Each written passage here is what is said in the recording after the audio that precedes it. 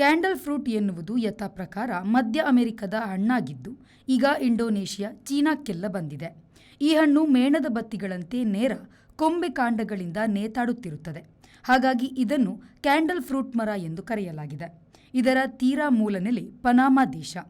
ಉಷ್ಣವಲಯದ ಬೆಳೆ ಆಗಿರುವುದರಿಂದ ಈಗ ಏಷ್ಯಾದವರೆಗೆ ಎಲ್ಲ ಕಡೆ ಒಂದಿಷ್ಟು ಬೆಳೆಸುತ್ತಾರೆ.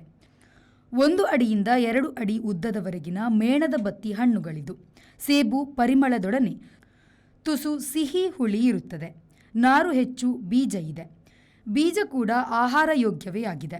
ಇದನ್ನು ಎಲ್ಲೂ ವಾಣಿಜ್ಯ ರೀತಿಯಿಂದ ಬೆಳೆಸುತ್ತಿಲ್ಲ, ಬಳಸಲು ಮಾತ್ರ ಇಲ್ಲವೇ ಅಲಂಕಾರಿಕ ಸಸ್ಯವಾಗಿ ಬೆಳೆಸುತ್ತಾರೆ.